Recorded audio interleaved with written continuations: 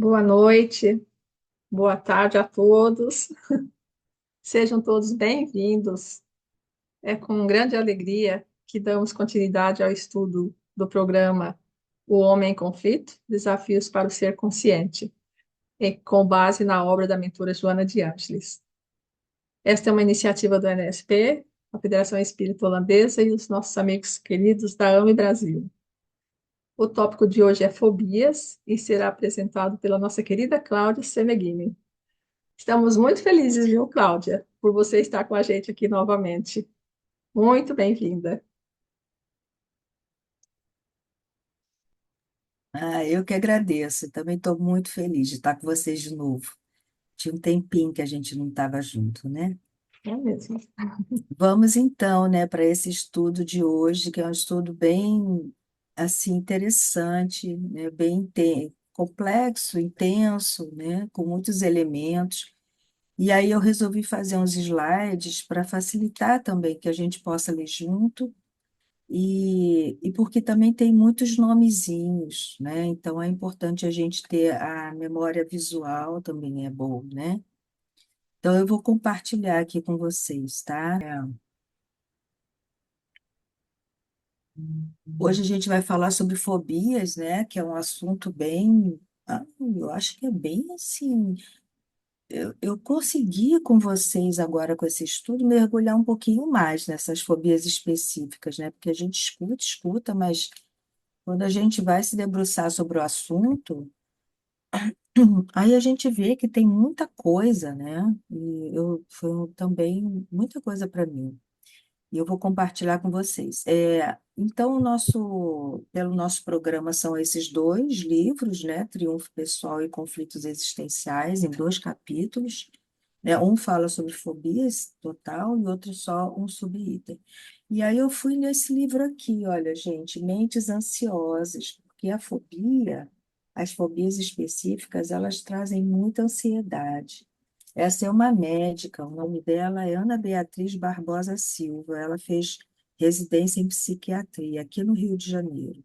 E ela tem uma série de livros, um deles é esse, tá? Então eu também fui lá beber dessa fonte aí das fobias. Então, assim, iniciando umas pequenas frases. Vocês querem anotar o nome? O medo é. A ansiedade nossos de cada dia.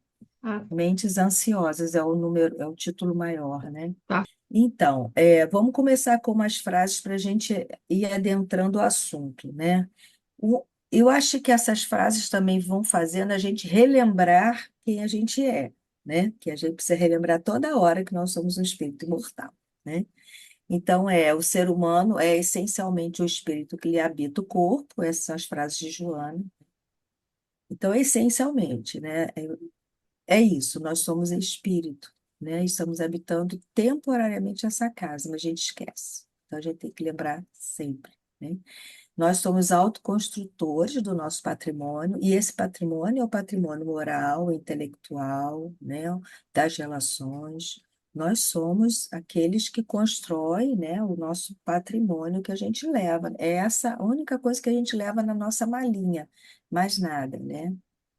Mas ainda são incógnitas para esse ser humano as injunções do sofrimento, os desconfortos morais e os desafios socioeconômicos. Então, são incógnitas no seguinte sentido: muitas vezes a pessoa se pergunta, mas por que eu? Mas por que isso? Né? Enfim, são questionamentos, como se não se dessem conta de que é isso, a vida é assim, né? O dia a dia é um perde-ganha, né? Perde-se algumas coisas, no sentido de que há sofrimento, há luta, há trabalho, mas ganha-se nessa amplitude do ser que nós desejamos, que a gente sempre busca, né? Ainda prevalece no ser humano os instintos violentos e automáticos que não foram disciplinados, né? E aí o que a Joana nos diz é que falta, então, priorizar a educação dos valores morais. Porque nós priorizamos o quê? Os conhecimentos científicos, intelectuais, né? Muitas vezes visando, né, especializações visando ganhar mais, né? que a retribuição financeira ela é importante, mas não pode ser a única meta do ser humano. Senão ele está fadado ao fracasso, porque ele vai estar sempre em busca daquele coelho, né, correndo atrás daquela cenoura que nunca consegue alcançar, né? Então a Joana nos lembra disso. O que que a gente precisa então pensar, né, refletindo nas coisas do nosso dia a dia, para que a gente possa construir esse ser humano melhor, né? Com realmente um patrimônio potente. A gente precisa pensar o que deve fazer e pode, que está ao nosso alcance, né? O que que pode, mas a gente não deve, e o que nos interessa, mas aquilo que a gente não realiza, porque não realizamos, né? É falta de ânimo, né? O mundo que nos convoca e nos sufoca e impede que a gente foque na nossa meta, na nossa prioridade na vida, né? E aí a gente vai se desviando, sendo distraído, né? A palavra distração é uma palavra que eu gosto muito. A gente vai se distraindo pela vida e a gente vai se perdendo daquilo que nos interessa, que tem a ver com a nossa essência e que nós muitas vezes não nos ocupamos, né? Esquecemos, nos desviamos. Então, a Joana fala assim: olha, essa cultura perversa, que é a cultura do materialismo, do consumismo, né? Da impulsividade, de viver o dia, né? é, Como se tivesse só aquele dia, quer dizer, uma cultura que nos esgota. Saiu agora, eu vi uma notícia 2 dias atrás, talvez ou um, falando sobre a exaustão que as pessoas estão vivendo no mundo de hoje. O cansaço, o esgotamento, a exaustão, que não tem nada a ver com o burnout. Não, não tem a ver. É um esgotamento da vida, de muitos estímulos, de muitos chamados, sabe? E de escolhas muito frágeis que vão fazendo com que a gente vá se desviando do nosso caminho, né? E aí ela diz, essa cultura perversa leva à hediondez, ao egoísmo, em razão dos vazios existenciais. E aí vai matando os sentimentos de solidariedade, da alegria de viver, do interesse coletivo e da fraternidade. Porque esse patrimônio da solidariedade, alegria de viver, interesse coletivo, fraternidade, está sendo deixado para segundo, terceiro plano. E aí, gente, a gente vai ver que isso tem muito a ver com esses medos que vão surgindo. Porque se a gente não tem uma base, um solo, né, firme, para que a gente possa pisar, né? A gente tem insegurança, incerteza. Se a gente tem incertezas, isso nos causa ansiedade, isso vai nos fragilizando, né? Então, essa é o cartão de visita que a Joana nos traz para que a gente possa ir percebendo nas entrelinhas é, da onde surgem, né? O que que favorece esses medos, né? Bom, então vamos falar de fobia propriamente dita, né? Então, a fobia são transtornos fóbicos que são sintomas neuróticos. A neurose, o que que é neurose? É a divisão do ser. O ser está dividido, ele não está inteiro, não está pleno. Quando ele não está inteiro e pleno, e ele está dividido, ele está perdido, desorientado, inseguro, frágil, vulnerável, não é? Então, são sintomas neuróticos, as fobias.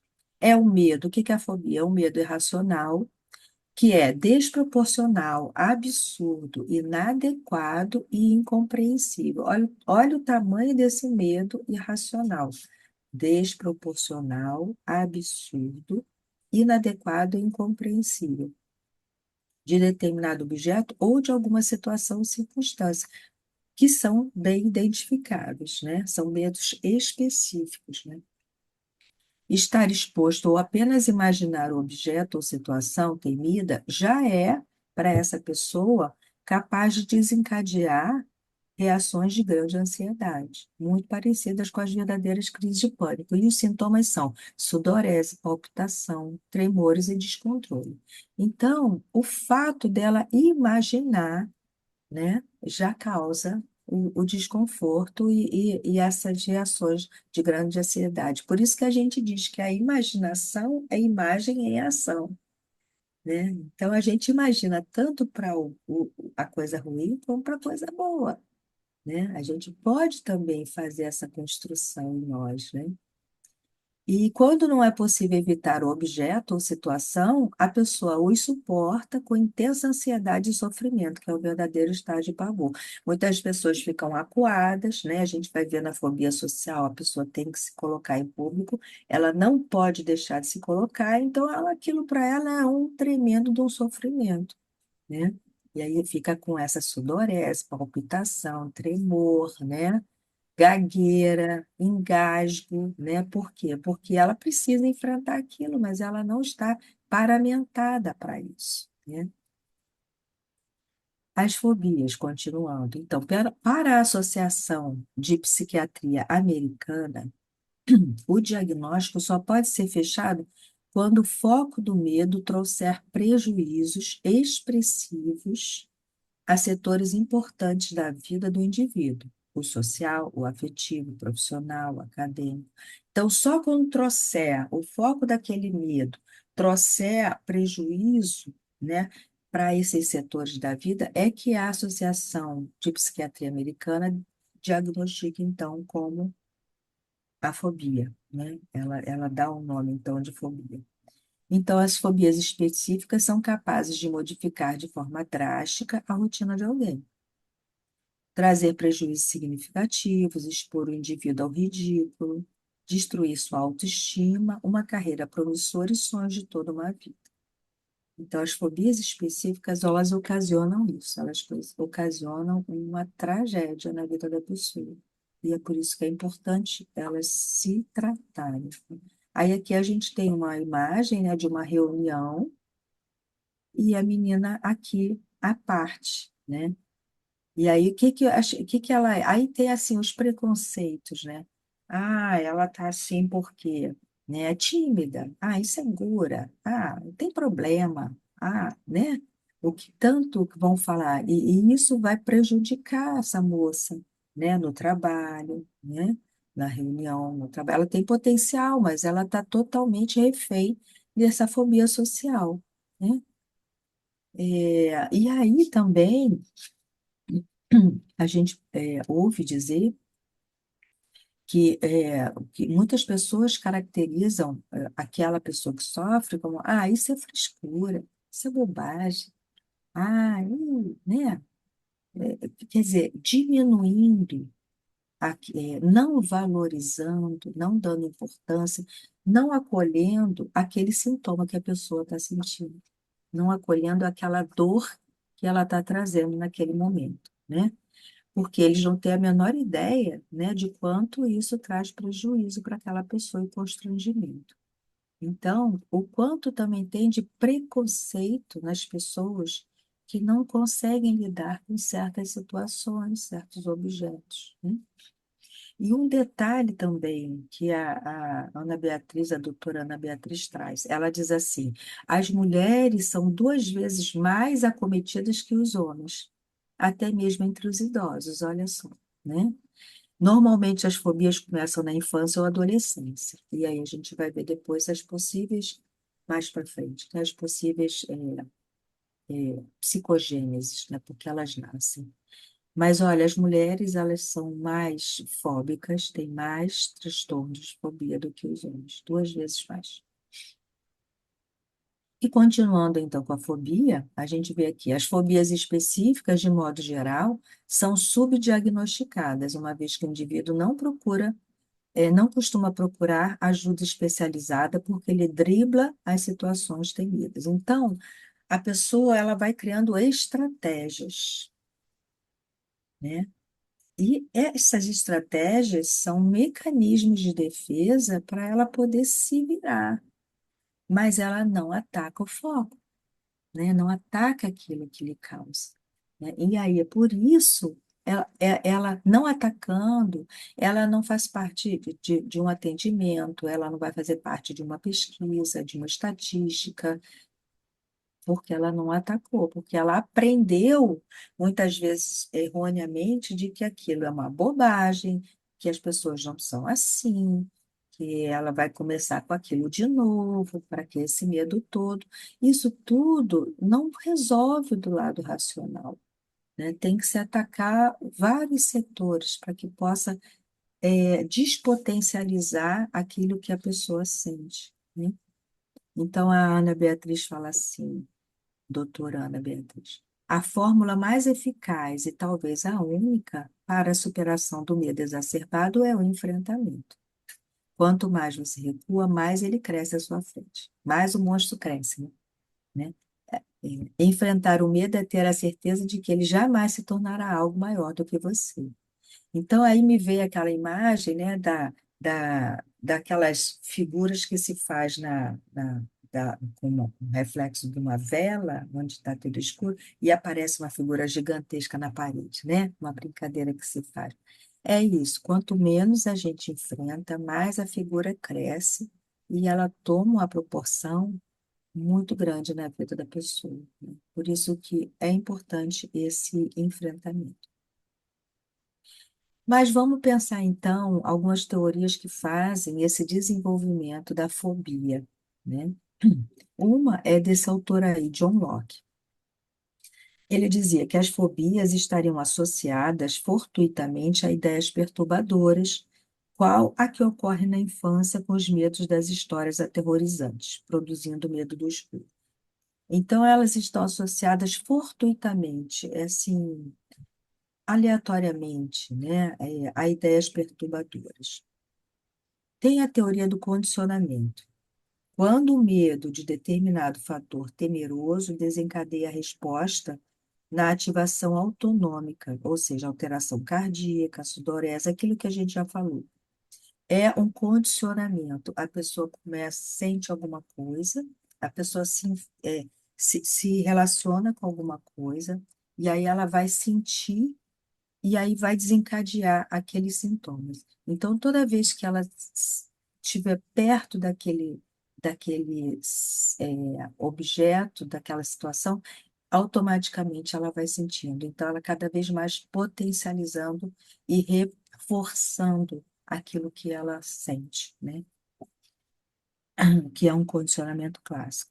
A cadeia associativa, né? Quando o estado fóbico é generalizado para outros estímulos, mesmo que não apresentem perigo. Aí vai piorando a situação, porque aquele estado de fobia que ela sente, né, que tá ligado a uma particularidade, quanto menos ela olha para aquilo, mais ela vai pulverizando aquilo. Então, ela vai associando com outras coisas. E aí é sutil, porque assim, aquela percepção insegura de alguma coisa, ela miga para outra coisa, e ela miga para outra coisa. Então a pessoa vai começando a ficar com um monte de medo, né, de várias situações, mesmo que aquelas situações não representem perigo, porque elas não representam perigo, mas imageticamente elas representam para aquela pessoa. A teoria da prontidão, olha, isso aí é interessante. A herança dos medos do homem primitivo, que era vítima de animais e de insetos perigosos, serpentes, aranhas, baratas, que foi desenvolvendo um medo espontâneo a esses estímulos. E aí vão sendo transmitidos de geração em geração, né? Então, haveria, então, a tendência inata no ser humano em assimilar determinados estímulos mais que outros. É uma teoria essa, né? A teoria da prontidão. Medos infantis não superados. Então, lógico, as impressões na infância pelas quais aquela pessoa, aquela criança passou, né, vão desenvolvendo, né, de acordo com aquela vida dela. Às vezes morou em lugares inóspitos, cheios de animais, insetos, né, baratas e etc., roedores, aranha. Então, ela vai criando um pavor daqueles bichos, né? Porque aquele ambiente, ele refletia muita insegurança para ela, muito medo, né? E aí ela congela o medo daqueles animais. E a fobia adquirida, né? Quando alguém foi vítima de uma picada de inseto ou mordida de animal, por exemplo, e aí passa então a temer esses animais, né? Por conta daquela picada. Então fica registrada aquela picada. Né? Assim, às vezes a pessoa já teve uma mordida de cachorro, né? Um gato arranhou, né? Alguma coisa, mas a pessoa passa ilesa pela vida, outros não. Outros congelam aquele pavor daquele momento e aí sim eles passam a ter pavor de gato, pavor de cachorro, né? Por conta daquela experiência. Então fica uma informação adquirida. Aí tem um exemplo, né, que a doutora traz, é que uma mulher foi para Veneza, que é um lugar super diferenciado, né? E aí foi comemorar bodas com o marido e tal, né? E aí, Veneza, né? Aí vai pelo canal, aí vai na Praça de São Pedro, se não me engano, é São Pedro, São Marcos, esqueci o nome. E lá tem muito pombo, realmente lá tem muito pombo. E aí ela vai almoçar, vai lanchar, vai alguma coisa e fica sentada ali, né, nos barzinhos próximos com a mesa. E de repente, e só de ter muito pombo e ela atravessar a praça, aquilo já deixou ela num estado de alerta. E aí ela senta e tal. Então, em determinado momento, vem um pombo, posa na mesa, vem outro pombo, posa, vem outro pombo. Eram vários pombos. Ela fica assustadíssima, desesperada, começa a gritar. E aí ela sai de si. Aí ela grita, fica desesperada, calma, calma, os garçons vêm, o marido vem, espanta o pombo e ela entra num transe por conta daquele pavor. E aí a história que é contada é que ela tem que ser tirada dali, só que ela está com tanto medo que ela fica agarrada na própria cadeira onde ela está sentada e ela não solta essa cadeira por nada. Ela tem que ser transportada na própria cadeira para entrar e ela diz, vambora, vambora, eu quero ir embora. Aí, e volta naqueles barcos, né, para o hotel, e no dia seguinte sai de Veneza, não quer mais saber de Veneza. O que que aconteceu? Essa mulher, ela passou a ter aversão a qualquer tipo de ave, e ela não consegue nem sequer comer um frango. Então, esse é um exemplo de uma fobia adquirida. Aquele momento ali deixou ela num estado de choque tão grande que ela associou para todas as aves, inclusive para alimentação. Isso pode acontecer. Aí são esses nomes aqui, esse monte de nome, né, que eu nem conhecia, né, e fui também trazendo para vocês. Olha, acrofobia é medo de altura. Pessoas que têm medo de altura. Eu, particularmente, eu tenho medo de altura. Eu vou dizer para vocês. E eu gosto quando tem uma rede, aquela tela de proteção. Aí eu não tenho medo nenhum. Mas olha, se tiver todo aquele vão aberto, aí eu tenho medo de altura. Andar de teleférico para mim já não é bom. Quando os pezinhos ficam balançando assim, eu também não gosto. Então, eu fico pensando, alguma coisa aconteceu, né? Não sei o que foi, né? Mas eu respeito isso. Então, medo de altura. Claustrofobia, a gente sabe que é mais comum em recintos fechados. Agora, a fobia são espaços abertos, né? Praças, né? Lugares grandes assim. Oclofobia, medo de multidão. Aí dos gatos, olha, ailurofobia, medo de gato. Medo de micróbio, bacilofobia, e a pessoa começa a fantasiar que ela está doente, que ela vai ser infectada, que vai ser mortal, né? E ela entra numa neura danada. Muitos podem ter também adquirido na época da Covid-19, né? Porque foi um medo, né? Aquela proteção, né? Do vírus. Isoptrofobia, medo de espelho. Acarofobia, insetos, barata, grilo. Necrofobia, medo de cadáver, zoofobia, animais em geral, né? Tem muita gente que tem medo de lagartixa, né? É, ai, não posso ver lagartixa, né? Tem gente que tem uma aversão por lagartixa. Antropofobia, medo de gente, olha, e fica recluso, né? Fotofobia, luz solar. Autofobia, medo de si mesmo, olha, eu nunca tinha ouvido falar nisso, né? Aversão a si mesmo. Caurofobia, que é medo de palhaço. Tem muita gente com medo de palhaço. É incrível isso, né? Porque na festinha de um ano, geralmente, quando os pais vão fazer festinha de um ano com algum tema, geralmente é palhaço. É o tema de bebezinho de um ano, palhaço. Mas tem gente que tem medo de palhaço, né? E a aerodromofobia, medo de avião, entrar em avião. Uma vez eu conheci um casal que eles estavam viajando e ela adorava viajar. E ele gostava também de conhecer os lugares, mas ele não gostava do transporte, que era o avião. E o avião para ele era um terror. O que que ele fazia? Ele se tomava um remédio para ele apagar, para ele só chegar no lugar quando tivesse já chegado, né? Então, era o artifício que ele usava para ele poder viajar. E ele ficava mesmo em pânico, eu presenciei, ficava muito nervoso, o remédio, me dá, né? E aí para tomar, e aí ficava quietinho, logo quando entrava no avião, e aí ele apagava. Tem muita gente que tem medo de dentista, de escada rolante, de ponte, de túnel, de dirigir veículos. Tem pessoas que têm pavor de dirigir, né? Precisam dirigir, mas não conseguem vencer esse medo de balão, de bexiga estourar, né? De doenças, como eu falei ali do bacilofobia, mas tem muita gente que tem medo de doença. Tem gente que tem medo de ver sangue, aversão a ver sangue, não pode ver sangue.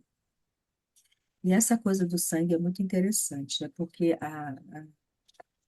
ela explica que é uma fobia que difere das outras fobias em relação à resposta fisiológica, né?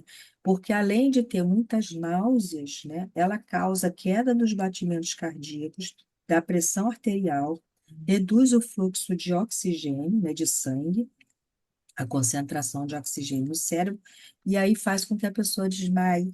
Olha só que interessante, né? Quando ela vê sangue, quando ela vê coisas com injeção, ferimento, até para ela fazer exames de rotina. E é por isso que as pessoas desmaiam, né? Por essa aversão a sangue, que tem as respostas diferenciadas das outras fobias, né? Que são palpitação, suor frio, tremor, né? E essa do sangue é diferente, né? E aí a doutora diz que 75% que sofrem dessa fobia de sangue desmaiam. Por isso que quando a pessoa vai fazer um exame de sangue, se ela tem consciência disso, ela tem que dizer, olha, eu preciso ficar deitada, porque, né, não vai funcionar direito. É. Tem pessoas que têm medo de entrar no tubo, né, de ressonância magnética, né, e das fobias sociais, que são transtornos, o que que eu escrevi aqui? Transtorno de ansiedade social, que é o medo de ser humilhado em público, de gaguejar em reunião, né, de se asfixiar em refeições. Tem pessoas que não comem em público com medo de engasgar, né? E aí evitam essas situações que podem ser desagradáveis, né? O que que acontece com essas pessoas? Olha só a implicação disso. Elas podem se anestesiar com bebidas e com drogas para que ela possa suportar estar numa reunião social. E aí elas vão adquirindo uma dependência, né? Para além da fobia, elas ainda vão adquirindo uma dependência. Qual é a origem, então, dessas fobias, né, desses transtornos fóbicos pela luz, pela visão do espiritismo, né? Quando houve, aí é dito, né, pela Joana, quando houve comprometimentos morais e emocionais decorrentes de situações lamentáveis e ações deploráveis contra o próximo ou a sociedade, mediante atos criminosos ou odiantes. Então, a pessoa cometeu um ato ilícito, um ato indevido, né, terrível, deplorável, e fica sem registro. E aí ela diz, numa análise mais profunda do self, encontraremos registros de causas do transtorno em existências passadas, quando foi feito mau uso do comportamento ou se vivenciaram ações perturbadoras desagradáveis que deixaram registros nos tecidos sutis do perispírito. Então, está tudo escrito no perispírito, né? Todos os nossos registros estão ali. daquilo que a gente fez que não devia, né? Daquilo que fizeram com a gente, né? E que foi desagradável. Está tudo inscrito ali. E aí ela diz, por fenômeno natural de lei de causa e efeito, as ações hediondas praticadas sempre vêm, voltam à memória, né, através do perispírito e do perispírito para o inconsciente da pessoa, né, para a mente. Então, aí ela está dizendo quando o paciente comprometeu-se com a lei divina, né? Nós vamos ver também o outro lado. Vamos ver alguns exemplos, né? No caso das obsessões, né, ela diz assim: pelos sentimentos hostis dos que foram prejudicados e não conseguiram superar a mágoa e o ódio. Então, aproveitam-se das ocorrências naturais, ampliando os sofrimentos dos infratores. Então, telepaticamente, eles enviam mensagens perturbadoras, e nós sabemos disso, né? Por indução mental, né? Então, se esse ofendido, né, não desculpa o ofensor, né, ele vai desencadear, ele pode desencadear essa ação obsessiva, né? E aí vai acontecendo que ele sabe pela fragilidade da pessoa, e aí ele telepaticamente vai induzindo, né, conteúdos mentais, visões, né, aproximações, que vão fazendo com que a pessoa vá aumentando cada vez mais esse pavor que ela tem, né? A fobia social. Os indivíduos que foram convidados. Isso aí é uma forma indevida de se colocar que vai repercutir em si próprio, né? Indivíduos que foram convidados ao destaque social e se aproveitaram para o enriquecimento ilícito e para o gozo pessoal, perdulários em relação aos fatores da vida, favores da vida. Então, foi utilizado de forma indevida aquela oportunidade de destaque social. E aí, o que acontece? Geraram culpa na própria pessoa, inscrita na consciência, e agora se apresenta em forma de medo de serem surpreendidos e desmascarados. E aí tem medo de se apresentar em público. Olha que interessante isso, né? Eu achei essas duas palavras, medo de serem surpreendidos e desmascarados, né? Então, é aquela culpa íncita, né, que está sempre se revelando, né, sempre pontuando a lei de causa e efeito, né, sempre se revelando para que a pessoa possa olhar para aquilo, né, mas com medo daqueles registros passados, né. Claustrofobia pode ser uma desencarnação em desabamento, sepultamento com catalepsia, né? Esse estado em que a pessoa não está morta, né? E aí produz asfixia até o momento final. Então, a pessoa tem medo de lugares fechados, tem medo de entrar no tubo para fazer o exame, né?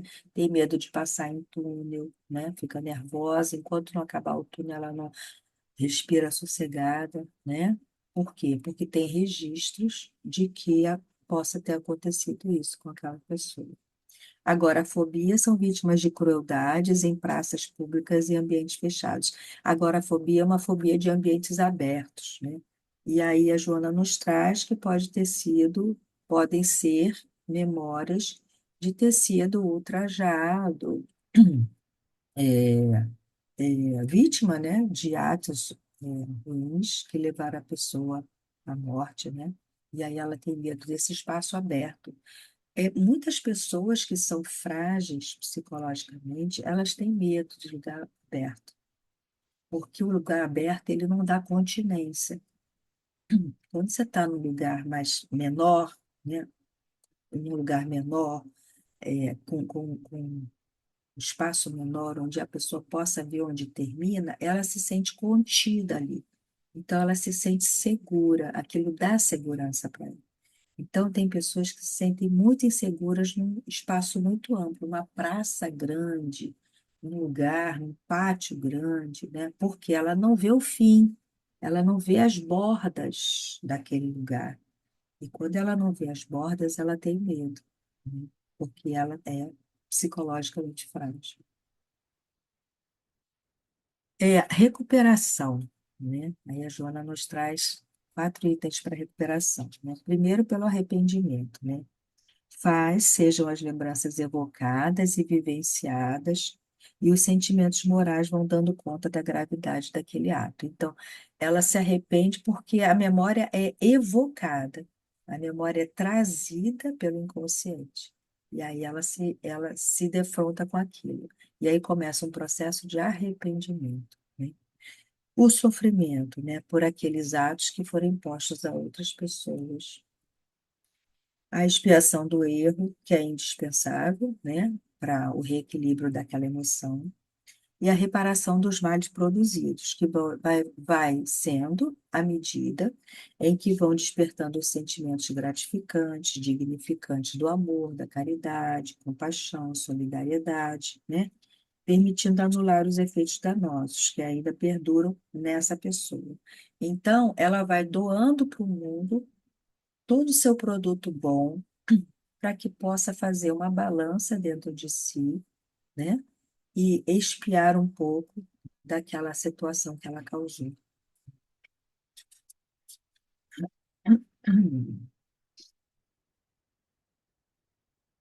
E aí a Joana nos traz a terapia. Como é que a gente cuida, então, né, desses transtornos fóbicos, né? Primeiro, pelos processos psicoterapêuticos. Primeiro, não, um item, né?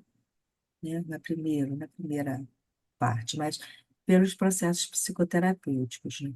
É, a gente usa em psicologia muito a palavra ressignificação, ressignificar. Ressignificar é você colocar um outro sentido àquilo que você pensava, né? É, é, tornar sem função e trazer um outro olhar para aquilo, né? Para aquela situação. Então, é olhar para a fobia, o transtorno fóbico, e é, mergulhar com a ajuda de um profissional, entender, voltar para trás. A gente não pode voltar para outra vida, mas a gente volta para trás nessa vida. Procura buscar se tem algum elemento ali que tenha acontecido, né? Procura perceber, fazer nessa volta e nessa aproximação com esse elemento fóbico, o que que a pessoa sente, como ela sente, né?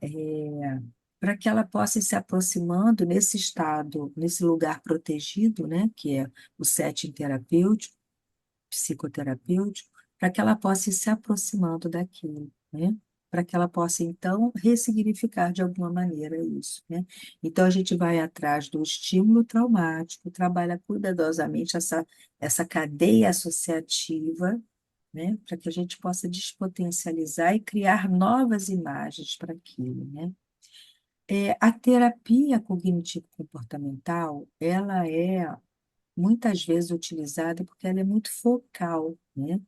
Ela trabalha assim, eles têm um dos elementos da terapia cognitivo-comportamental é a dessensibilização. Uma das técnicas é você entrar em contato com o elemento fóbico, ou por desenho, ou por vídeo, realidade virtual, ou pela imagem, né?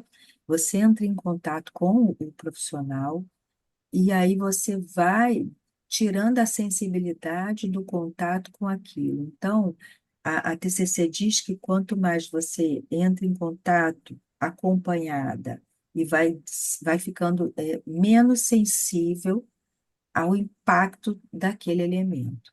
É, é como se fosse um treino, né, para aquela pessoa. É bom, mas a gente precisa ir atrás da cadeia associativa também, né? Não somente em treinar, encontrar o objeto, mas o que aquele objeto nos causa, né? Isso é importante. O trabalho pessoal do paciente, né? Que a Joana nos fala, procurar introjetar a coragem, o bom senso, né? E vencendo pouco a pouco esses medos, por mais simples que eles sejam, né?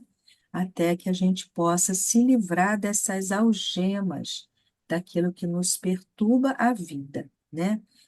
Como diz na descrição, né? Só pode ser caracterizado uma fobia mesmo quando aquilo atrapalha a tua vida, né? o circular pelas várias dimensões da tua vida. Quando não atrapalha, é o medo. Eu tenho um desconforto, eu não gosto de ficar em altura, depende de como, né? Mas aquilo não me atrapalha, né? Então não é um pavor, né? E aí a Joana também nos fala para a gente buscar a renovação moral, a mudança mental de atitude para com a vida, né? Trabalhar em favor social, do coletivo, que é importante. A gente sabe que quando a gente trabalha para o coletivo, a gente para de pensar no nosso, nos nossos cantinhos e ficar fantasiando e aumentando situações, né? A gente nem tem tempo para isso, né? Para poder potencializar coisas desnecessárias. Ela diz assim, os recursos terapêuticos espíritas, a gente sabe, né? Todos os recursos, água fluidificada, bioenergia, passe, né? As leituras edificantes, todos esses recursos são importantes para nós. E ela diz pela atitude positiva e de confiança em Deus, né? E aí a gente vai, né? Pedindo força, né? Pedindo orientação, confiando que a pessoa, no caso, né? Vai conseguir melhorar com aquela situação. Quer dizer, então a gente vai fazendo a nossa parte, a gente vai pedindo, pedir obtereis, então a gente vai pedindo, né? Então a gente se esforça, a gente pede e a gente busca ajuda, né? De vários setores, tanto psicoterapêutica quanto na casa espírita, né? De todos esses elementos, esses recursos terapêuticos que eu falei. É um trabalho, né, gente? Já vou acabar, Mônica. É um trabalho, né, que a gente faz.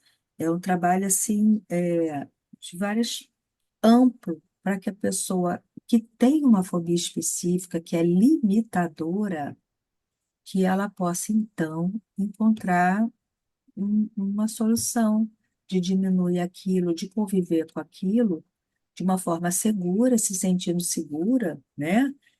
Sabendo dos seus limites, mas sabendo que avança em direção a despotencializar aquilo, para que aquilo não perturbe a vida dela como um todo, né?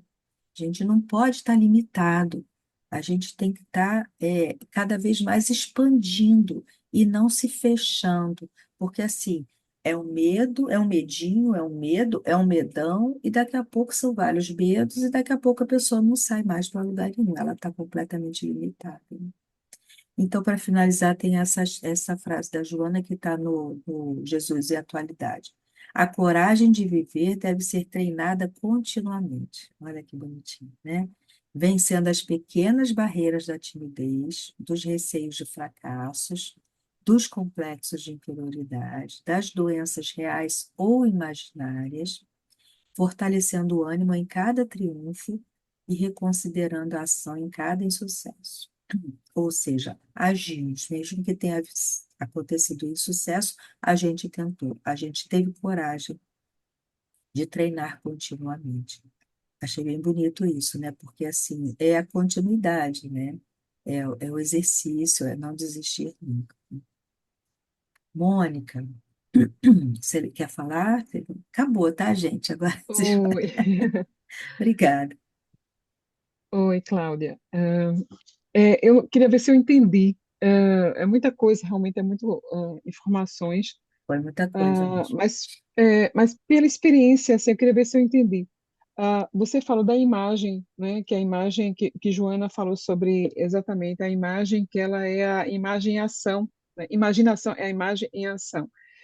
E eu percebi que todos esses processos que você falou, terapêuticos, têm tudo a ver com a imagem, desconstruir aquela, né, imagem. Então, e tentar dar um sentido, né, tirar aquele sentimento e dar uma outra visão, vamos dizer assim, daquela história. Mas eu estava tentando, porque eu trabalhei já, me convidaram para trabalhar com uma família que teve um naufrágio no mar, né? Um barco virou e era pai, mãe e dois filhos. E como eu trabalhava com natação, então a minha orientadora me chamou para trabalhar, só a gente, e foi muito especial aquilo ali. Pareciam tudo bebês. Hum, E eles estavam com medo de água. Então eu fiquei pensando assim, peraí, e ela sempre falava em trauma. não é? Aí você falou em neurose. Eu estou tentando realmente associar para ver se eu consigo entender.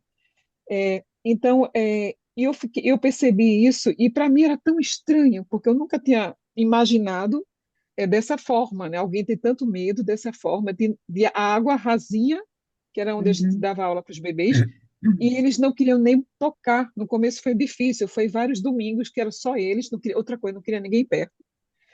E, e, e eu fiquei pensando, é que você falou sobre isso, fobia. É, e também sobre uma prima também que tem fobia, e a gente brincava com ela, ria com ela, porque ela tinha medo de pena, pena, qualquer pena de qualquer ave. Uhum.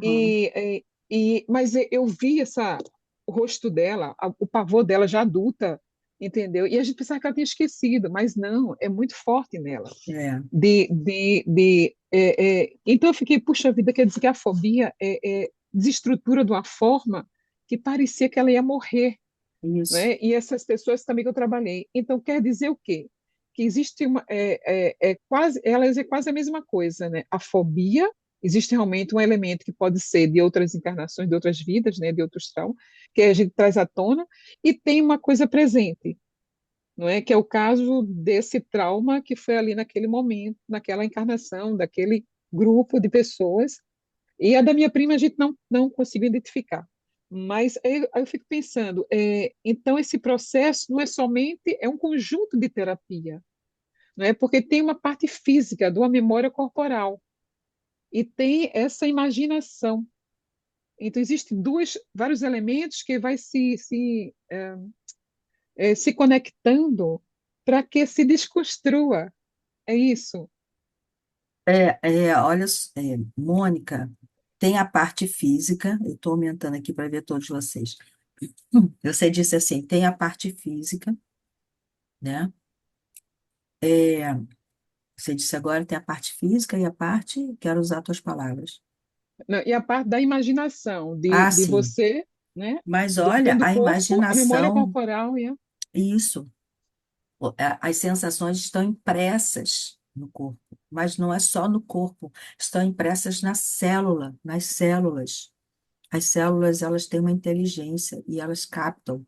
Então, todas as células do corpo, elas vão responder àquele estímulo. Por isso que a pessoa tem taquicardia, sudorese, palpitação, né, e etc, etc, náusea, né, tudo. As células todas se mobilizam, né, para uma ação de defesa. E aí você disse assim, essa história desse casal com os filhos, né, deve ter sido muito impactante para você. Porque realmente foi tão visceral, tão primário, quando você diz assim, eram como bebês, é porque era algo muito primário, né? Era algo muito primário, que eles sentiram, muito visceral, né?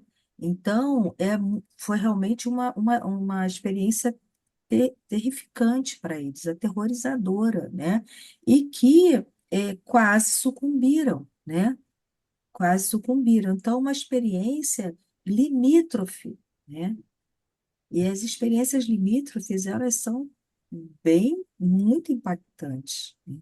Então, para você ver, não é o medo, a fobia, como diz aqui, não é algo racional, é algo superdimensionado, porque a água era assim, e para eles era entrar em contato com o elemento fóbico, que era a água, já trazia para eles toda aquela lembrança catártica, né? Era uma catarse eles entrarem ali. Então você vê que você foi dessensibilizando eles, né? Entrando devagar, entrando, né? Para que eles fossem se aproximando e fossem feitos novos registros. Olha, não vai morrer, vai morrer, é seguro, estou contigo, estou aqui com você, confia. Olha quantos registros você deve ter colocado para eles naquele momento, para eles ressignificarem aquela situação, né? E a água não ser tão limitadora. Eu duvido que eles possam entrar no mar com segurança, mas também a água deixou de ser esse elemento tão fóbico, né? Como ela era, né? E justamente pela tua ajuda na ressignificação. E as células foram, então, recebendo a impressão de uma nova informação, né? Muito bom, obrigada, viu? E aí você falou da prima, né? Por nada. Você falou da prima, que registro é esse de pena, né? A gente não sabe, né? Mas alguma coisa deve ter tido, Ela, né? eu não sei, ela nunca procurou psicólogo para se tratar, não. É, Talvez não tenha um é, registro nessa vida mesmo, né? Talvez não tenha um registro, mas é, uhum, muitas torturas no passado foram feitas com pena, né? Tem gente que não aguenta cócegas. Não, não toque em mim, pelo amor de Deus. Só de pensar, sabe, quando alguém fala, eu vou fazer cosquinha em você. Não, não, por favor, não. Porque pode ter sido torturada no passado. Então, nós temos uhum. registros, né? Ok, obrigada. Que bonito seu trabalho, viu? Obrigada. Alguém mais levantou a mão? Não sei quem foi. Tinha alguém. Não, não tinha ninguém que tinha levantado a mão? Achei que tivesse. De repente passou. Acho que foi a Ah, Cláudia. tinha. Oi, boa Oi, noite, oi, Cláudia boa Xará. tarde, né, Cláudia, Boa minha tarde. xará. Gostaria de saber, o toque entra dentro desses transtornos fóbicos? Tem alguma Ah, ligação? Tem uma ligação nesse olha, o toque sentido? ele tem o fundo do medo, né? É o medo Uhum, de que algo muito grave vai acontecer, mas não é um transtorno fóbico exclusivamente, né? Porque o uhum. toque também é uma cadeia de pensamentos. Eu vou ter que Uhum. virar a chave 7 vezes, eu vou ter que abrir e fechar, eu vou ter que, né? Então várias cadeias, né? Várias ações, né, no toque, né? Mas não é um medo específico, entende? Ele é um transtorno que causa muita ansiedade, né? Sem Mas é uma, dúvida. mas é uma forma indireta, por exemplo, a pessoa que tem mania de limpeza por conta de micróbios, bactérias e tal, medo de adquirir uma doença. Não Não é, chega a ser cara. indiretamente ligado com O isso? medo está presente, mas não é caracterizado como uma fobia específica. A fobia específica é aquela que você tem pavor de bicho, né? Tem Uhum. pavor de altura, eu tenho pavor de falar em público, né? E o toque não, é uma cadeia de coisas, né? E o toque vai sendo acrescentado, né? Você começa assim, depois aumenta, depois ele está com um ritual gigantesco, né, para aliviar a ansiedade dele, né, do medo de acontecer alguma coisa grave com ele. Mas não é um medo específico, né? É um transtorno mesmo, né? Ah, entendi. Agora, mais uma coisa, esse pavor de falar em público, como é que ele é tratado? Ele pelo TCC ou pela outra? A TCC é uma das teorias que cuida, né, desses. É muito focal a TCC, né? Ela é muito focal, Poderia me ela vai falar ter. sobre a TCC? Eu não sou da Eu eu sei. não sou da Só, teoria só dar uma cognitivo-comportamental. leve Eu posso estar explanação. falando coisas indevidas, né? Eu acho até Uhum, um pouco, assim, não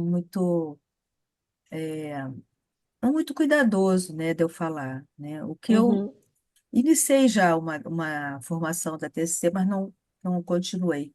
Mas o que eu sei, né, o pouco que eu vi, é que ela trabalha o foco, né?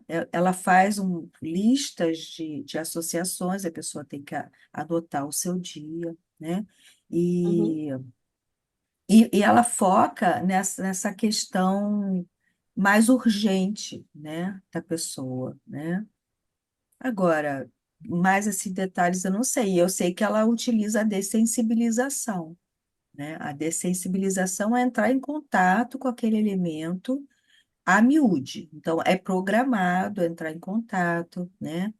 Quer uhum, seja virtualmente, quer seja presencialmente, né? Tem guia de cachorro. Então, o terapeuta da TCC, ele sai em uma das investidas profissionais, né, da terapêuticas, isso aí também não é via de regra, ele sai sempre. Mas, por uhum, exemplo, ele pode sair com o paciente, né? Andando com ele, calma, nós vamos passar por um cachorro, mas eu tô contigo, fica tranquilo, ele não vai se desprender. né? Eu sempre que eu passo por aquele portão, aquele muro, então, aí nós vamos passar, vai ficar tudo bem, eu estou contigo. Então, ele vai passando pelo lugar e vai dessensibilizando, tirando a sensibilidade em relação àquele estímulo, né? Por Ah, exemplo, eu tenho pavor de andar de avião e eu preciso, minha profissão exige andar de avião. Aí o paciente paga a passagem do profissional, ele entra no avião, sobe, que anda de avião interessante. com ele. O profissional se dá bem de alguma forma. Prazeroso. Não sei se é muito prazeroso, porque, né, ele Que ocupa ele aquele não tem o meu horário, problema, né? né? Se ele não tem o meu. Ele Ótimo. ocupa aquele horário, ele tem que seguir, né? E é uma tensão acompanhar o paciente também, porque ele está no terror, né? Mas são, Uhum, assim, possibilidades, não é regra, né? Mas são sei. alternativas que existem. Mas hoje, com a realidade virtual, você consegue fazer, né? Expor ao estímulo sem estar, né? Porque, Presente. como eu falei, a imaginação é tudo, né? Você imaginou, você já está criando, né? É o pensamento, né? Tudo É está o no pensamento, pensamento, né? é o pensamento. A gente Mas eu não cria. sei falar assim com detalhes nem com profundidade da TCC. Mas o que a gente sabe é que muitos pacientes que têm uma coisa muito pontual, e Uhum. também não querem passar por um processo, não tem uma disponibilidade de passar por um processo mais longo, né, de maior profundidade, sem tempo, porque a TCC ela tem sessões, né, dependendo do contrato com o profissional. Então, ele faz uma quantidade de sessões, porque É é um acompanhamento um muito acompanha, focal, muito. mais presente, né? Ficando ali É, junto, mantendo junto. É interessante, né? É bem não, interessante. é um acompanhamento com sessões contadas. O meu contrato, o projeto é em tantas sessões. Não é porque ele está acompanhando a pessoa na rua, né? Então, assim, é Não, um tratamento de terapia breve, nossa. praticamente, né? Uhum, Porque é focalizado naquilo. E não porque é um trabalho de autoconhecimento, né? De profundidade, né? Que requer tempo, não se apressa a arte, né? Então, são, uhum, são, são, são direções um pouco diferentes, né? Bem interessante. Muito obrigada, Cláudia, pela Nada, explanação. Amigos, o nosso tempo passa rápido. A nossa horinha já foi. já É, foi, bem complexo, né, Maria? Bem É, complexo. É uma coisa é, profunda, né? muito mesmo, Muito profunda. é. Então, pessoal, sei que a Cláudia tem compromisso. Ô, Cláudia, hoje esse estudo hoje me tirou também até uma dúvida. Eu tenho pavor de sangue, eu desmaio quando eu vejo sangue. Eu não sabia que isso era uma fobia. Tá vendo? É uma fobia. Agora eu já sei. É dar um É. friozinho na nuca que, puf, fui. Olha, viu? É isso. É incontrolável, né? É uma reação física, né? É Você não tem, eu não isso. tenho controle. Não tenho É, controle. Então, para exame de sangue, eu já aviso, eu não posso ver os frasquinhos de sangue, eu não posso ver a agulha, porque já é. sei. Então, tentei várias vezes, passei já por situações bastante constrangedoras por conta disso, né? De desmaiar Uhum. assim, do nada, E só é porque. perigoso, né? É, Perigosíssimo. mas eu não tenho controle, então agora eu já sei, só que eu não sabia que isso era uma fobia. Pois é, e ela tem características, de reação sintomática diferentes, É, né? aí, vivendo e aprendendo. Agora eu já sei. É. Então, já sei que não preciso lutar contra isso. Não, isso não pode ser limitante. Você tem que ir lá, tem que fazer o exame, mas você Sim, tem que saber, eu né, das faço, eu suas só não olho. características. É isso, não vai deixar de fazer, mas É, sabe muito bem da tua limitação, é, né? porque não é dor. Não é que eu sinto dor. Não dói, não é nada Sim, disso. É que o sim. fato de eu olhar, eu ver o sangue, ou então eu ver sangue, se alguém, eu peço sempre a Deus que ninguém nunca se acidente perto de mim, que eu tenha que dependa da minha ajuda, porque vai ser dois pacientes. Sim, mas eu conheço a história de uma pessoa que alguém se acidentou e ela correu, caminhou, levou e quando entregou, pá, desmaiou. Ah, também desmaiou depois. Mas é bom, né? Parece que o impulso foi mais forte de ajudar e aí depois desabou. É, a gente sempre tem as ajudas, né? Deus sempre está É, presente nessas situações e ajuda, né? Quanta ferramenta aí para a gente. nossa, Porque quem é que quanto não tem alguma nome, né, fobia, né? gente? É Todos nós, verdade. né? A maioria de nós É, tem alguma coisa para ser sim. consertada. Mas só não pode ser limitante, né? Quando é limitante, então é realmente caracterizado como uma fobia, né, pela É, Associação de Psiquiatria. tá Mas certo. nós sabemos o que nos afeta, né? A gente fica Sim. sempre de olho no que nos afeta. É. E cada um encontra uma maneira de trabalhar com isso, seja através de uma terapia, seja, no meu caso, achando uma forma de fazer o que eu tenho que fazer, mas não me, não passar todas as vezes, fazer um exame de sangue, por exemplo, passar por esse vexame, né? Uhum. De desmaiar. E Então, eu é já sei como perigoso, agir, né? e aviso, Porque o pessoal. é isso. Tá certo. Conheço gente também que passou mal, desmaiou, quando acordou, quando voltou a si, tinha um monte de gente em volta. É vergonhoso daí, É. viu? A gente fica com Voltou, vergonha. voltou, o paciente voltou. A Aí a gente, pessoa percebeu que ela tinha ido, né? Porque quando ela recebe essa informação, voltou, é porque ela foi, né? Para onde eu fui? é constrangedor, esse tipo de coisa é bem É, constrangedor. Mas, enfim, obrigada por tudo, por todo esse esclarecimento hoje aí. eu que E agradeço. até o próximo estudo, né? Eu vou parar aqui a gravação. Sim.